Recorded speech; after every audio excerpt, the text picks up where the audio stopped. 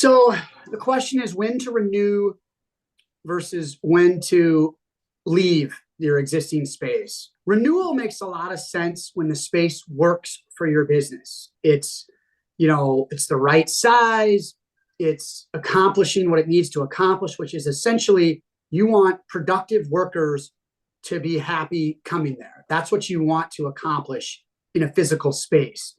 And if it's accomplishing those things and it's the right size and it's a fair price, renewing is going to almost always be the cheapest option because the landlord doesn't need to spend money on a build out. So you can take that money that would have been spent on making changes to the space and focus it on redirecting those dollars towards lowering the rental rate and getting more free rent. So that's going to be the cheapest and simplest option for both a tenant and a landlord. Relocating becomes important when a couple of reasons. Number one, the space isn't working for you. It's not the right size. It's not attracting your employees to come in. And it just isn't being fully utilized. You aren't getting the ROI that you were hoping to get. Another thing is that if you're not happy with the landlord, if they're not fixing things that break, if they're not keeping the building clean, if they're not keeping the building safe, there can be a lot of different issues of why people might leave.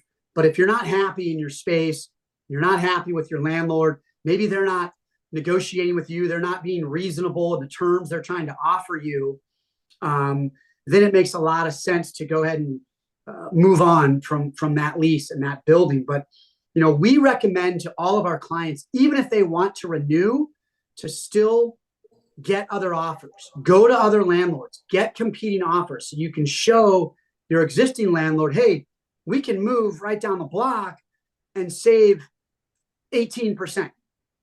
What can you do on your renewal terms to get us to stay? And I learned from John Buck, who's a very prominent developer in Chicago, that the easiest and most effective thing a landlord can do in terms of their profitability is retain existing tenants. And the way to retain existing tenants is to be a good landlord.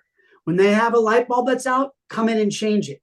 When the sink's not working in their kitchen, get in there and fix it. Respond to your landlord's requests, communicate with them on a regular basis, and make sure your tenants are happy, because the cheapest thing for a landlord is to retain its existing tenants. And that's ultimately the most profitable thing for a landlord. So as a tenant, we can take advantage of knowing that fact by trying to push for more aggressive terms on the renewal versus a relocation. Most brokers will put in a right to renew, but what the landlord wants and what a lazy tenant rep broker will do is allow it to be at the then market rate, which means you're back negotiating either way, right? But we like to stipulate the rent of the then escalated rental rate of your lease. So what you effectively do in that scenario is cap the amount it could be on the high side. Even if the market's gone way higher, you said, well, we're going to be at the then escalated rental rate that we're currently paying. But also, if the market's gone below that, the tenant has the ability to renegotiate. If the rate is stipulated in the lease, the landlord cannot say, oh, well, the market's way higher, we need to renegotiate this to a higher rental rate. The landlord can't do that, but the tenant can.